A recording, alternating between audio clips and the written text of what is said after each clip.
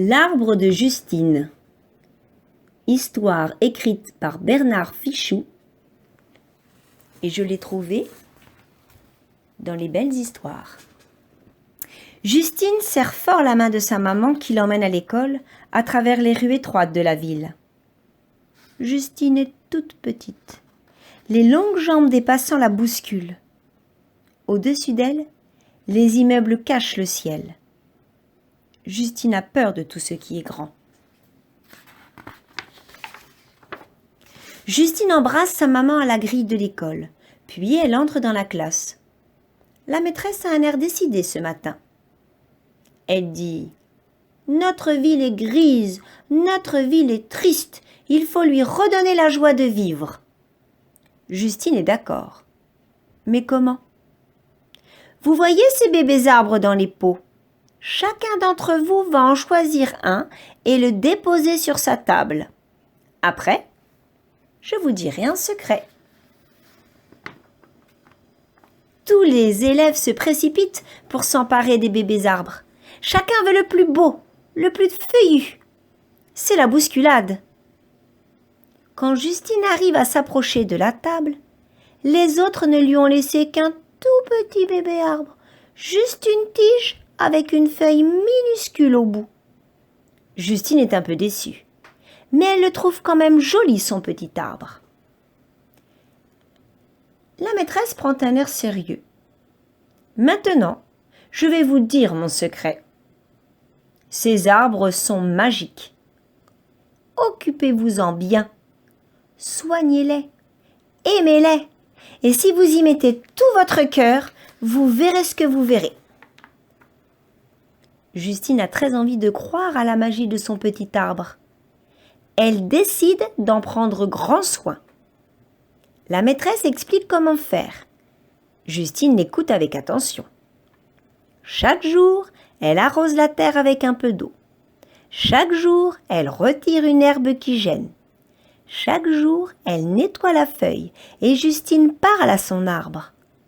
À voix basse pour que les autres ne se moquent pas d'elle. Justine dit à son arbre que son écorce a la plus belle des couleurs, que sa feuille est la plus belle des feuilles. Justine aime son arbre. Les autres élèves ont arrosé leur pot quelques jours. Et puis, ça ne les a plus amusés de jouer au jardinier. Leurs arbres ont perdu leurs feuilles, leurs arbres se sont desséchés. Justine, au contraire, continue à faire des câlins à son petit protégé pendant plusieurs semaines. Le matin en arrivant, le midi quand elle doit partir à la cantine, le soir avant de quitter la classe. Et un jour, sans prévenir, le petit arbre frémit, il s'étire, puis il se met à pousser, à pousser. Des branches fines apparaissent, elles s'allongent, elles donnent naissance à de nouvelles branches qui se couvrent de feuilles. Les autres enfants n'en croient pas leurs yeux. La maîtresse hoche la tête en souriant. L'arbre de Justine grandit encore et bientôt, il traverse le plafond. Justine a le cœur qui bat fort. Quelle magie incroyable! Elle se demande si elle va se faire gronder à cause du trou dans le plafond. Mais non. La maîtresse pousse juste un petit « Oh !» d'admiration. Alors, Justine dit à son arbre « Tu es à l'étroit dans cette pièce, alors sors et monte plus haut que les immeubles de la ville. » C'est comme si Justine avait mis son cœur à l'abri dans le tronc qui s'élargit. Elle murmure « Encore, encore, jusqu'au ciel !» L'arbre est sorti par le toit de l'école, il continue de grandir. La maîtresse demande à Justine « Tu n'as pas envie de grimper dedans ?» Justine se demande si elle oserait, son arbre est devenu si haut. La maîtresse la rassure « Vas-y, nous te suivrons. » Alors, Justine se décide. Elle respire un grand coup, elle attrape la branche la plus basse, prend son élan et hop, elle escalade le tronc. Elle se glisse à travers le plafond, s'élève au-dessus de l'école, au-dessus de la ville. Elle bondit de branche en branche pour atteindre le sommet de son arbre, qui a fini de grandir et se balance dans le vent.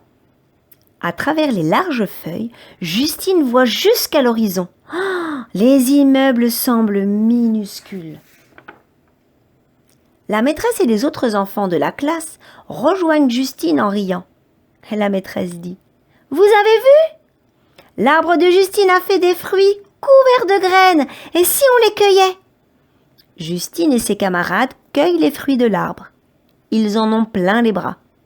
La maîtresse s'écrie « Et si on semait ces graines partout dans la ville ?» Alors, Justine lance la première graine, le plus loin possible au-dessus de la ville. Puis une deuxième, puis des poignées de graines. Et les autres enfants l'imitent. Une pluie de graines s'abat sur le goudron des trottoirs. Les graines s'ouvrent, des petites racines en sortent, elles s'enfoncent dans le goudron, elles traversent le béton et elles donnent naissance à de nouveaux arbres. Et ces arbres poussent partout, dans les rues, au milieu des avenues, sur les toits. C'est incroyable, une forêt pousse dans la ville. Les passants lèvent la tête vers le ciel et à leur tour, ils grimpent dans les arbres et ils crient de joie en découvrant l'horizon. Justine n'a plus peur. Elle rit avec la maîtresse qui danse sur les branches. Justine se sent grande. Justine se sent forte. Justine se sent vivante comme son arbre magique, caressé par le vent.